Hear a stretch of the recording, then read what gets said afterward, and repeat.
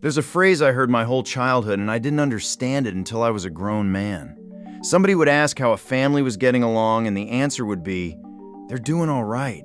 They just haven't got any money." And I remember thinking those were the same thing. They were not the same thing. Not here. Not then. My name is Earl Walker, and I want to take you through 25 things mountain families did when the money ran out. Not what they did when they got poor, because a lot of them were already poor and stayed poor and knew it. What they did in the specific weeks and months when there was no cash in the house at all. And I need to set something straight in the first minute, because if you miss this, nothing else in the video makes sense. In these mountains, for a long stretch of time, cash was not what fed you. Cash was a special tool for a short list of things you could not grow or make. Salt, coffee, sugar, shoes, nails, cloth, kerosene, school books, and taxes, which is the one that mattered most, and I'll come back to it. Everything else on the table and everything on your back could come from the place you lived. So money running out did not mean the food stopped. It meant that short list became a problem. Nothing to buy at the end of this. I don't sell anything. I grew up around it, and I paid attention to how people actually got by, which is different from how it gets told. Let's go. Number 1, swapping work. The oldest one and the biggest one. You didn't hire a man. You traded him days. I help you get your hay in. You help me get mine. Nobody counted hours on paper. Everybody counted in their head. And a man who took more days than he gave got a reputation that followed him for 30 years. Number 2, the workings. Same idea scaled up to a whole community. A house raising, a barn raising, a corn shucking, a bean stringing, a hog killing. 20 people show up. The work that would take one family a month takes a day. And the pay is dinner and the same favor when your turn comes. That is a labor market with no currency in it at all. Number 3, running a tab at the store. The country store kept a book, and your name was a page in it. And you bought against that page all spring and summer with no money changing hands. Then when the crop came in or the hog was sold, you settled up. The storekeeper was effectively the bank, and everything depended on him deciding your family was good for it. Number 4, egg money and butter money. This one deserves more credit than it gets. A woman carried eggs and butter to the store and traded them for credit or for cash. And that money was hers, separate, and it bought shoes and cloth and school things. In a lot of households, that was the only reliable cash income coming in across the whole year. And it came from the hen house and the churn, which were the woman's department. Number 5, keeping livestock as a savings account. A hog, a calf, a heifer. You didn't have money in a bank. You had it standing in the field, eating grass, and when you needed cash, you sold one. That's what people mean when they say a family had something put back. It had 4 legs. Number 6, chickens is small change. A single hen was a unit of currency. You paid a neighbor with a chicken, you paid the midwife with chickens, you carried a chicken to somebody who'd fixed your harness. Small, divisible, walks itself to the transaction. Number 7, paying the doctor in goods. When a doctor did come, he often got paid in a ham, a bushel of potatoes, a load of wood, a quilt, or nothing at all with an understanding. Country doctors in these mountains carried enormous amounts of unpaid debt on their books, and most of them knew from the start they'd never collect it. Number 8, the midwife instead of the hospital. Babies were delivered at home by a woman in the community who'd done it 100 times, and she was paid in goods or in future help. This was normal, not an emergency measure, for generations. Number 9, digging ginseng. Sang, as people said it. This was the cash crop of the mountains for anybody willing to walk the hills, because dried ginseng root brought real money from buyers who shipped it overseas. Whole families went out in late summer and fall. Now hear me on this part, because this one is still live. Ginseng today is regulated, with legal seasons, size and age requirements, and rules about permission and public land that vary by state. And poaching has knocked wild populations down hard. If you go, find out your own state's law first. This is the one item on the list you can get in genuine legal trouble over in the present day. Number 10, selling other roots and greenery. Yellow root, bloodroot, myapple, black cohosh, and galax leaves, which were gathered by the sack and sold to buyers who shipped them to florists. There were root and herb buyers in every little town, and this was steady seasonal money for families who had time and hillsides and children who could carry a poke. Number 11, nut and berry money. Walnuts hulled and sold, hickory nuts, chestnuts by the sack before the blight took the trees, blackberries picked and sold by the gallon. Children's labor, mostly, and the money often went straight to school clothes in August. Number 12, trapping for fur. Mink, muskrat, fox, raccoon. Fur brought cash in winter, which was exactly when there was no other cash coming in and nothing growing. A boy with a trap line had his own income. Number 13, hunting and fishing for the pot, not recreation. Squirrel, rabbit, groundhog, deer, and whatever came out of the creek, and the shell cost more thought than the animal. A man who was a good shot fed people, and that was a recognized standing in the community. Number 14, foraging in earnest. Ramps, creasy greens, poke, morels, berries, wild grapes. Spring was the hungry time, when the canned goods from last year had run down and nothing new had come in yet, and wild greens filled that gap. It was not a garnish, and it was not a trend. It was the bridge across March. Number 15, canning and drying absolutely everything. Jars of beans, tomatoes, kraut, pickles, jam, and beans dried on a string and hung up, which people called leather breeches. The whole late summer was one long act of storage.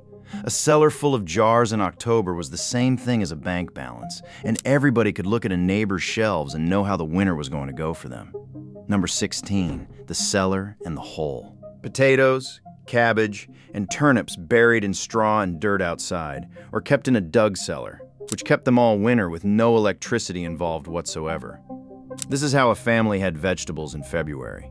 Number 17, sorghum making. Cane pressed and boiled down at a community mill in the fall, and the sweetening lasted a year and traded well. When money ran out, the sweetening in your house was something you made, not something you bought. Number 18, lye soap.